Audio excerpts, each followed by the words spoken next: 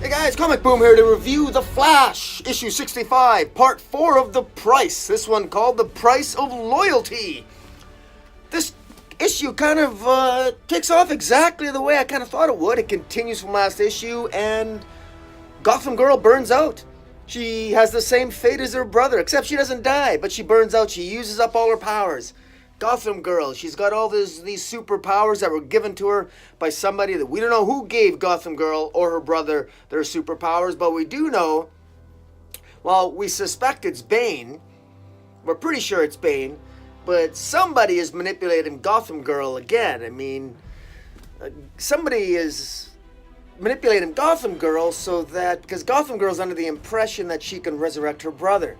And of course she did resurrect her brother. Her brother, I guess, was brought back to life, but unfortunately her brother, as I said when I reviewed part 3 of The Price, her brother is just as stupid when he's resurrected as he was when he was alive the first time.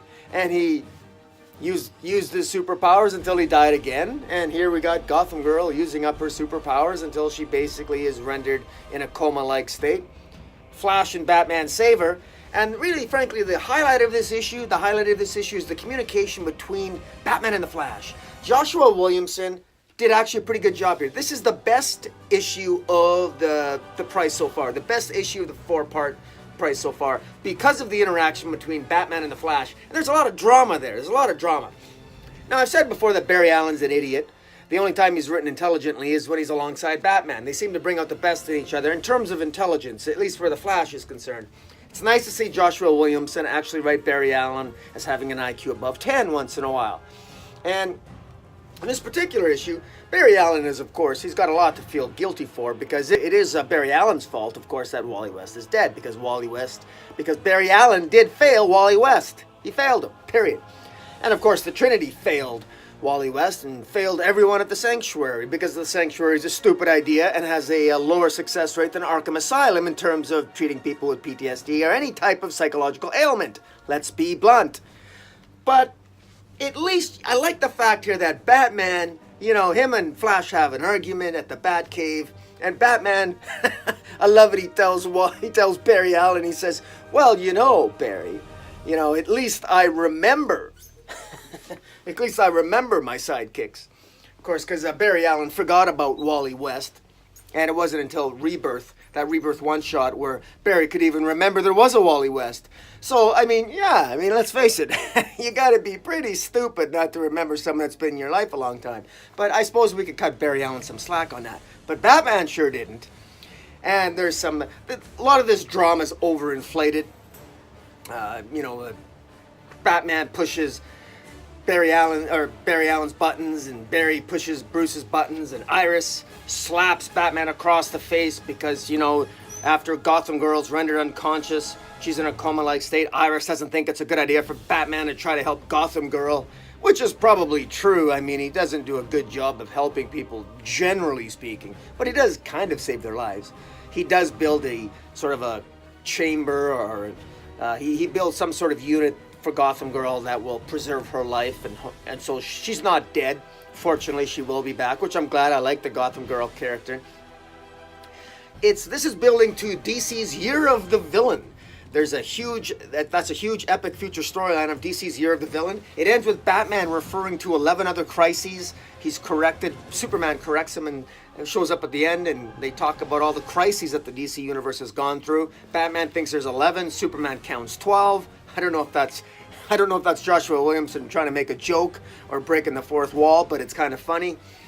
Batman and Superman think that there's some sort of master villain behind all this, because they've noticed that various heroes and villains have acted out of character lately, and Batman thinks that somebody must be behind it all. And here I thought it was just bad writing. But apparently there's a master plan. I mean, when you write characters terribly, I know what we'll do. We'll blame it on a bad guy and create a bad guy and say that's why those characters are written out of character. I mean, we meant to do that. Right? So that's what DC's Year of the Villain is. There's going to be this master villain that's going to pop up apparently and say, no one was badly written. They acted differently because I was manipulating them. Apparently.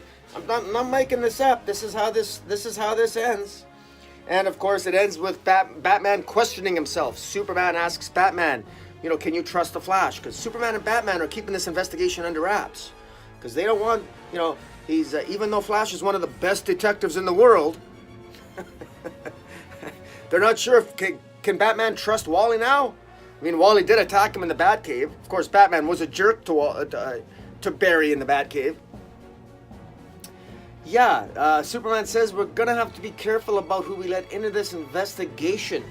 That apparently they're out of options. They need to investigate everyone who hasn't acted like themselves the last few months.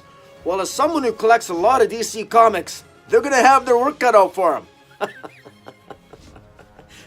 I'd say send them to Sanctuary, but we know how that went. But yeah, so all in all, I gotta say, I mean, I had fun with this issue. I'm joking around about it. I had fun with this issue. Joshua Williamson, man, you did a good job. I like this. I like the way this wrapped up. I like the way I enjoyed Barry Allen's more aggressive, intelligent attitude. I like Batman being a little bit of a jerk. I like that. I like the drama. I liked Iris slapping Batman. I like that. Still some inconsistencies here. Still some things seem a little out of whack. But I like the tease at the end for the future story, super big event of DC's Year of the Villain. I'm really curious to know where that's going to go. All in all, I got to say I'm impressed. And I got to give a shout out to the artist here. Rafa Sandoval, penciler, did a really good job. The art is very good. Overall, I would have to get. I'm glad that we got the price. It was weekly. It was a weekly story. 4 issues going between Batman and the Flash. It was generally well done, and it ended on a high note. For once, the best issue was the final issue, not the first one. It never got progressively worse. It actually got progressively better as the 4 issues of the price went on, beginning with Flash and ending in Flash. So, guys, tell me what you think of Flash issue 65. Follow me on Twitter at Metropolis40, and until next time, Comic Boom out.